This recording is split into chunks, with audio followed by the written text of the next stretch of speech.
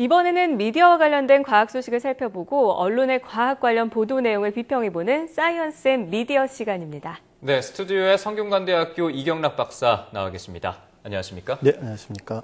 오늘은 어떤 이야기 해볼까요? 예, 이제 세월호 관련 국정조사가 본격적으로 시작이 됐는데요. 벌써부터 국민들을 놀라게 하는 그런 소식들이 연이어 나오고 있습니다. 네. 바로 이제까지 세월호가 구조 채널로 쓰지 않아서 사고를 은폐하려 했다, 이렇게 의혹이 나왔었는데 그런 근거로 제시되었던 그 VHF 16번 채널이 그 채널에서 실제로 통신이 이루어졌기 때문에 이제 이런 얘기가 나왔는데 그리고 문제는 이제 이러한 내용들을 해경이 계속해서 이제 감춰왔다 이런 것에서 더 문제가 되고 있습니다. 이와 관련해서 정부의 리스크 커뮤니케이션 문제와 언론의 역할에 대해서 오늘 좀 짚어보도록 하겠습니다. 네, 이 VHF 16번은 이른바 국제조난통신망인데요. 네. 어째서 해경은 이 채널을 통해서 응답을 하지 않았던 걸까요? 관련 보도에 따르면 이에 대해서 해경은 진도관제센터가 해경 소속인 만큼 그 현장에 출동한 경비정들이 일일이 답할 여유가 없었다. 이렇게 해명을 했습니다. 네. 즉 이미 사고가 그 진도 VTS로 접수됐고 그리고 현장에 그 경비정이 출동을 해서 가고 있으니까 급박한 상황에서 일일이 그런 VHF 16으로 들어오는 걸 다 대답할 수가 없었다. 이런 게 이제 해경의 이야기인데요. 네. 다만 이러한 해명은 당시 도착한 해경 함정이 승객들을 또 제대로 구조하지 못했고 승무원만 구조했던 그 정황에 비추어 보면 굉장히 납득이 되지 않는 그런 해명이다 이렇게 볼 수가 있습니다. 물론 사고 초기부터 세월호가 16번을 아예 처음부터 사용했는지 아니면 나중에 이제 그 심해져서 그 걷잡을 수 없는 상황에서 사용했는지는 좀 더 조사를 해봐야겠지만 네. 그 부분 같은 게 계속 문제가 되고 있고 그래서 이와 관련해서 오늘은 특히 진실 은폐와 그 리스크 커뮤니케이션 관점에서 정부 대응의 문제점을 좀 이야기를 해보고자 합니다. 네. 네, 리스크 커뮤니케이션, 우리말로 하면은 이제 위험 소통이라고 할 수 있는데 사실 좀 생소한 이야기입니다. 어떤 이야기인지 자세히 설명을 해주시죠. 네, 그 말씀하신 대로 어떤 위기적 상황, 위험 이런 것들, 위험에 대해서 어떤 방식으로 소통, 대응해야 하는가에 대한 그런 커뮤니케이션 영역이다 이렇게 볼 수가 있는데요.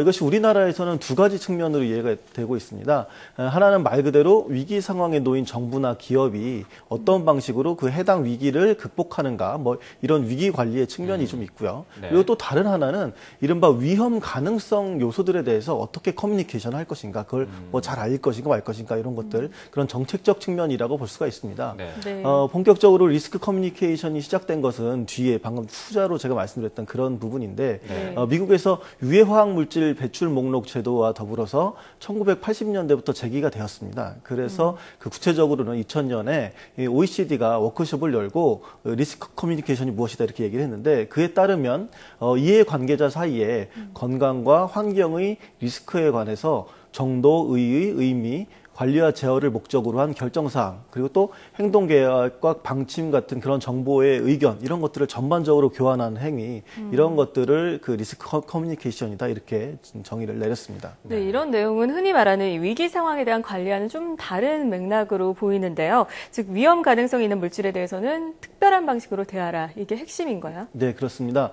첫 시작은 화학적 위험을 다루는 기관이라면 이렇게 소통해라. 위험 물질이 있으니까 묻혀 있거나 혹은 굉장히 위험하니까 잘 다뤄야 된다. 이렇게 시작을 했다고 볼 수가 있는데 미국 환경보호국은 리스크 커뮤니케이션, 이 위험물을 다루고 이런 것에 대해서 솔직히 얘기할 필요가 있다는 이런 7가지 원칙을 제시를 했습니다. 그 내용을 살펴보면 첫째로 시민을 정당한 파트너로 받아들이고 연대하는 것. 그리고 또 둘째로 커뮤니케이션의 방법을 주의 깊게 입안하고 그 프로세스를 평가하는 것. 그리고 셋째, 사람들의 목소리에 귀를 기울이는 것. 그리고 넷째, 정직하고 솔직하며 마음을 여는 것. 그리고 다섯째, 신뢰할 수 있는 사람들 혹은 기관과 협동하는 것.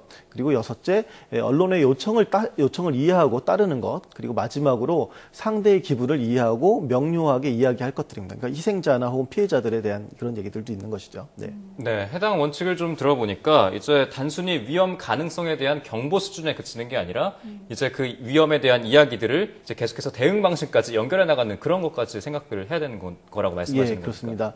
그래서 우리나라 우리나라에서 리스크 커뮤니케이션이 위기 관리의 측면에서도 받아들여지기도 하는 그런 이유가 이제 있는데요. 네. 문제는 이 과정에서 본래 취지와는 전혀 다른 위기 관리 방식들이 나타난다는 것입니다. 네. 그 예로 그 해수부의 위기 관리 매뉴얼, 예전에 이제 보도가 돼서 논란이 됐던 그 매뉴얼을 들 수 있는데요. 그에 따르면 뭐 대형 사고 때는 충격 상세 아이템을 발굴하라라는 이런 내용이 있어가지고 굉장히 이제 국민들을 분노케 했었는데요. 본래 리스크 커뮤니케이션이 공중과의 그 쌍방향성 이런 것에 기반해서 어떻게 보면 솔직하게 얘기해라. 위험이면 위험 있다고 얘기하고 그런 것들을 이해시키자 이렇게 하는 것이 핵심인데 해수부의 리스크 커뮤니케이션은 일종의 뭐 비난 돌리기 이렇게 볼 수 있는 셈입니다. 네. 그래서 엄밀히 말하면 그 해수부나 해경의 리스크 커뮤니케이션은 뭐 조직의 위기를 해소하기 위한 거죠. 어떻게 보면 그 기업이 뭐 이익을 더 얻기 위해서 막 그 홍보나 PR을 이용해서 그 위기를 대응하듯이 정부 기관이 기업과 똑같이 이익을 추구하는 그런 집단과 똑같이 단순히 피해만 이제 어떻게 보면 모면하려고 하는 그런 시각이라고 볼 수가 있겠죠. 네, 그렇다면 우리가 초반에 얘기를 했던 것처럼 이 세월호 참사 때도 이 국제조난통신망 VHF 16번을 사용했던 내용을 감춘 것, 이것도 잘못된 대처였다고 볼 수 있는 거죠. 예, 그렇습니다. 사실 제가 걱정되는 것은 방금 이 말씀하신 그것뿐만 아니라 앞으로 또 국정조사가 실시되면 또 얼마나 많은 의혹들이 진실로 밝혀질까 하는 점입니다. 이미 법원에서 진도 VTS의 증거보존 절차를 이행했는데요. 정부의 부적절한 리스크 커뮤니케이션이 그 사태의 심각성과 의혹을 더욱 키우지 않았나 이렇게 생각이 됩니다. 어떻게 보면 정리하는 이 시점에서 리스크 커뮤니케이션의 몇 가지 원칙을 다시 한번 말씀을 드리고 싶습니다.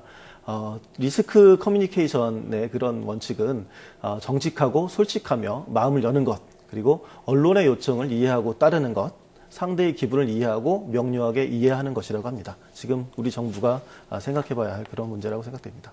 네, 정말 커뮤니케이션 본래 그 단어 뜻이 사실 소통 아니겠습니까? 근데 여기서 리스크라는 단어까지 붙어서 오히려 더 빠르고 정확하고 신속하고 확실하게 대처를 했어야 되는데 이거에 관련된 관련 당국의 대처들이 조금 미흡하고 아쉬웠던 것 같습니다.